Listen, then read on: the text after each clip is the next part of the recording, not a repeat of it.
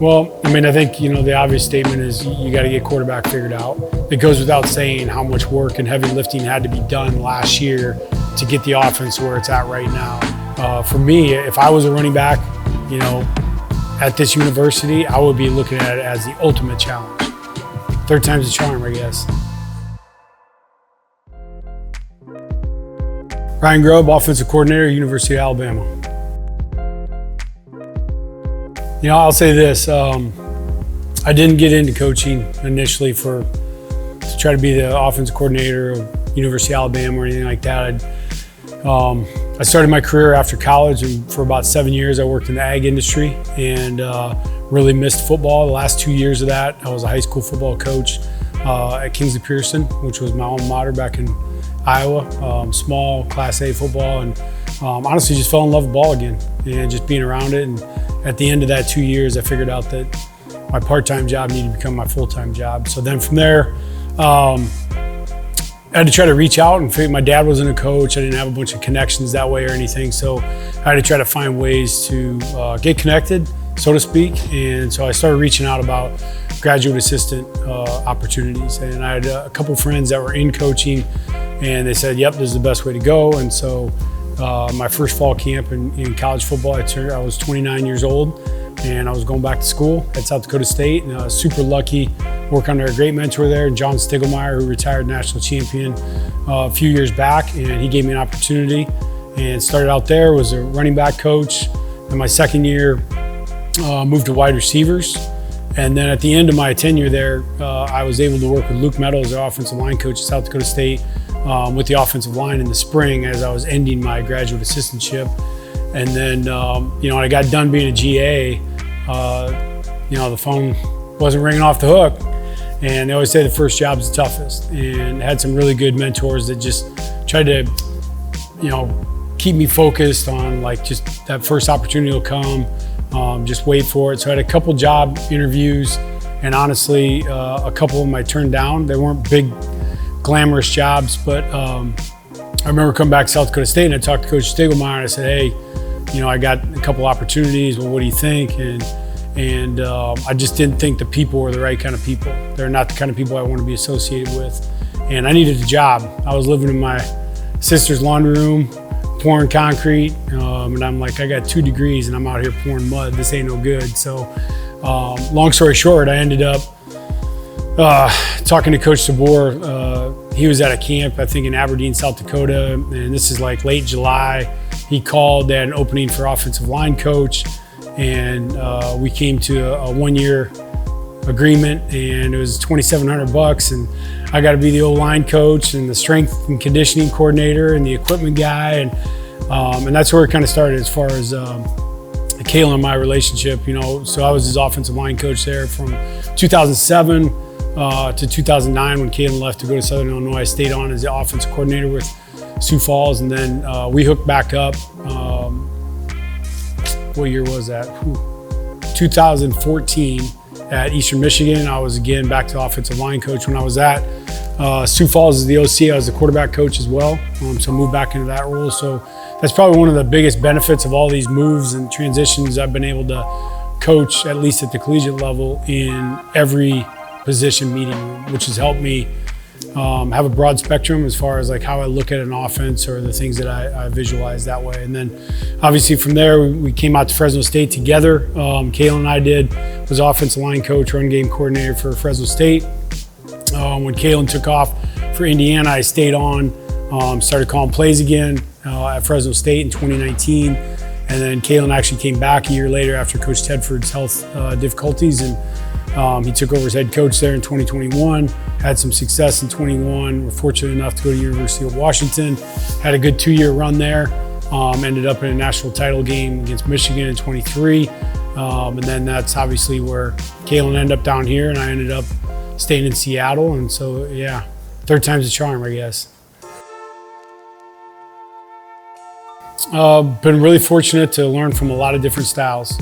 And, for me, I think the work ethic and stick-to-itiveness, the consistency of the approach is one of the things that is the most important to me. So just trying to teach young players or any player how to stay with that process and the water against a rock mentality, and show up every day, be the same guy, and just keep building on each day. And I think that sometimes that consistency part is a key term that kind of gets pushed to the side a little bit. You talk about all the glorious parts, and a lot of times they talk, with guys that success and the great ones, when you really look at it and you dig into it, a lot of times it's actually pretty boring.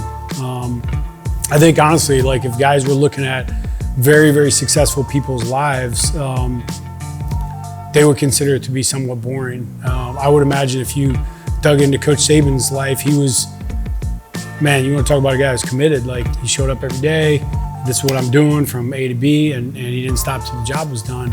And it was unrelenting fashion. Kobe Bryant, guys like that were, really devoted to what they wanted to be great at, and KD's no different.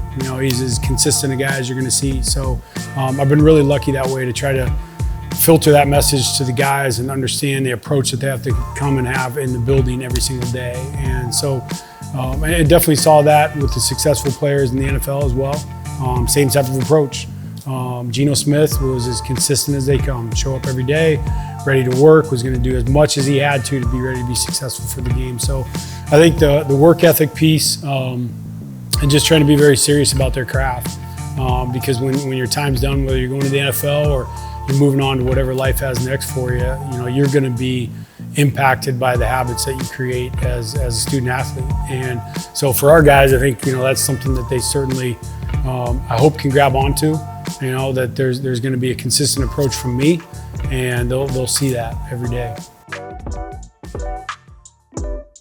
Yeah, there certainly are. I think there's a lot of different ways to go. That's a big question. I would say from a relationship standpoint, in the NFL, you absolutely can have relationships with guys. There's great guys in the Seahawks, good dudes. You're just dealing with a different spectrum of guys as far as like young guys just coming into the league, guys that got 4 kids, families they're trying to get home to. So in essence, though, the part that is similar is the great ones, they're looking to you, how can you help me get to the next step? I want to get better. I want to be a great player, and the best ones are always looking for that. How can you help facilitate that? So for us, I think that's something we certainly can build on. I think that one of the toughest parts I think about being a college coach, being honest, is making sure that you're present with your team, and that can be difficult because the difference in the NFL is you're at the facility and that's your team. You're not trying to recruit guys or bring people into the organization that are outside of the building. You're just focused on the people in the building. So one of the things that I think that I'm taking from that is making sure that I'm very present with the current players on the roster at Alabama. Recruiting is recruiting. You have to do that for the lifeblood of the program anywhere in the country, and you have to be really good at it and be genuine and authentic with that. I think at the same time, you just always have to bring your attention back to the guys that are here. They're at workouts with you, they're getting ready for spring ball, and be super present there. And I think that's one of the things that, sometimes kind of falls by the wayside a little bit, in my opinion, in college football, especially now. But you should be recruiting your own roster and showing everybody why there's nowhere else in the country they'd rather be than Alabama. I think first, just talking to the football part, schematically, there's a lot, most of the terminology that we used in our system, Coach Sheridan certainly, kept in place. So I think just even that, foundationally, what they went through in the building blocks that Coach Sheridan did a great job providing, and getting these guys, primed. I thought they did a great job with that. So, that part it goes without saying how much work and heavy lifting had to be done last year to get the offense where it's at right now. And so in my mind, I'd look at it more from a supplemental standpoint, that I already know Nick Sheridan's a phenomenal coach, Jamarcus Shepard, phenomenal coach. I'm getting to know Cap and Brian, and as the staff continues to build, that's something that you just keep working around those things and seeing all the strengths that they already have. From a relationship standpoint, I think that's the key part, though, right? Is there's conversations that Kayla and I have had. There's things that Nick and I have had to go through prior to ever being here, Shep and I. And so I think that when you you pull that layer back where you don't have to worry about, man, is this guy gonna be in his feelings about this? You just can work and, get the best process going where you don't have to feel things out, waste time with all that. You've already built those relationships and had some of the hard conversations. And the players are the same, Jeremy Bernard, Parker Brailsford, guys that I would have known prior to here are guys that, should be leaders on this team, just as far as being here at Alabama, the positions that they have, and they got big shoes to fill. Booker was a huge part of what this program has been, and in my opinion, from what I've heard and what I saw in the short time, Book was the kind of guy that embodied, the standard of Alabama football. Well, I think, the obvious statement is you got to get quarterback figured out, and luckily for us, Coach Sheridan and I have talked about this quite a bit already. We've been in this position way back to 2022. There was an incumbent starter there, Dylan Morris, who's with the program here in Alabama now, and he was the incumbent. Mike came in, and then we had a young quarterback in Sam Heward that was there, and it was truly a three-way competition. And you have to be very strategic about how you have those battles sorted out, and not just for to try to check boxes and be politically correct, but for the development of the room.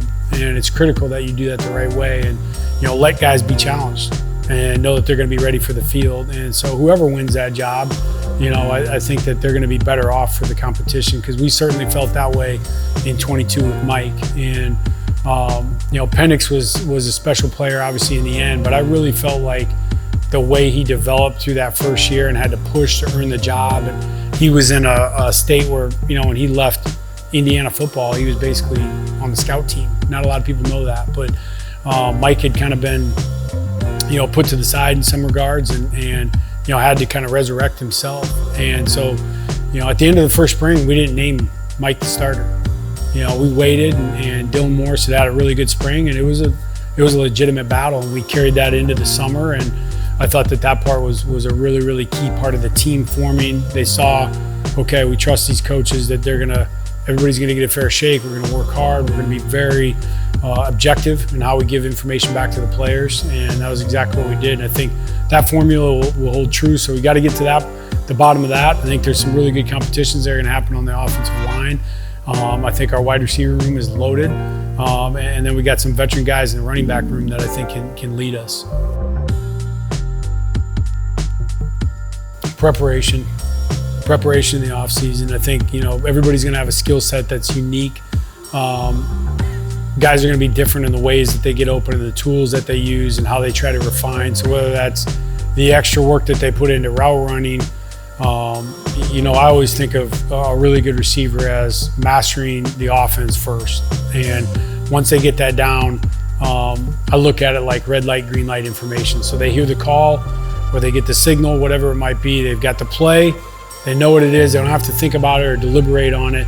And now I'm attacking the defense with my eyes, my route stem, everything that I got to do to, just go at these guys and assassinate them. And so I think the aggressiveness and the confidence of a receiver always comes back to preparation. Obviously, there's a physical element there. From college to pro, just think about like the guys we had at Washington, the way Rome Odunze and Jalen McMillan and Jalen Polk prepared themselves physically was just different. Those guys were ready to play ball. DK Metcalf, elite in how he trains. Jackson Jigba Smith, Jax, I can remember always seeing him game day. We'd meet up if we're on the road. He was working out with his trainer in the hotel facility there, just getting his body ready. And those guys are so consistent in their preparation process. Tyler Lockett, consummate pro. How he prepared himself to have the scheme down and be ready. That was the thing I thought really carried over. And I looked, and it was no surprise to me those guys that we had at Washington translated to the NFL because of how they prepared. They'll stay out there and they'll play for a long time and have a lot of success. And so definitely see some of those characteristics in some of the guys we have here. Jeremy Bernard is a guy that's seen it. He knows what it's supposed to look like. And, Ryan Williams is a sponge. Those guys are all looking for that. And I could name every guy in there because we got a lot of really, really good ones. So I think the preparation process and the stick-to-itiveness and the consistency, that preparation is key for those guys. Yeah, I'm excited to see what those guys can do healthy too. I know they were both battling a lot of injuries last year, and the room was in general. So it's going to be nice to see what they can do out there, from a physical standpoint, because they're a little more fresh than they were during the season. I like the fact that our guys are multiple tool players, in our offense. I've always felt like the running back has to be a weapon out of the backfield as well, and he's also got to be a really good pass protector, which backs over the years have been really, really good at, from University of Alabama. They've been able to do everything, not just, take a handoff and go. You look at guys like Najee, what they could do out of the backfield. And obviously you go down the line with all the backs here from Bama. But for me, if I was a running back, at this university, I would be looking at it as the ultimate challenge. There is no place like Alabama when it comes to running backs. There's 8 signs downstairs that have letters to the University of Alabama, that have big murals down there by the players' locker room. 4 of those 8 are running backs. But I'm excited to see what they can do. Like, are they complete backs, or is this guy, he's not as good at that, we're gonna have to supplement with this guy. And then, what some of the off-speed guys can do. What's a Kevin Riley look like out of the backfield with his speed, stuff like that. So excited to see them all. I think the first one, it's cliched, and I'm sorry, I apologize, but I want guys that love ball. Because I really don't, NFL or college, it really doesn't matter if that guy isn't driven to be the best version of himself playing football. It's going to be hard for him to be the best version to help this football team out. And so first thing I want to know is, because this is hard. What these guys do is very difficult. Balancing all the things they do, maybe harder than it's ever been, between, applications that they have in the NIL world as far as entertainment pieces and things like that, balancing that part of their world, academics, football. There's a lot going on with these guys. So you need guys that are the overriding factor for them is that they want to get their education, they love football, they know all the possibilities and the big things that can happen for them. But at the end of the day, if they get a big contract, so to speak, and NIL or things like that, football is still going to be the motivating factor for them. They love football, and they're always going to come back to their process and their preparation. And I think that part, the way it's trending a little bit, like NFL teams don't look at it any different, in the sense that they want to make sure if they're giving a big contract to someone, hey, this guy's going to stay true to who he is. We're not going to give him all this money and he's just going to not want to play anymore, right? And so for us, I think that guys that are team-oriented, because you can go down through all the physical characteristics. We're going to evaluate all those things just like everybody else. But if a guy isn't truly in love with the process of being a football player, I think that he's going to come up short to his full potential.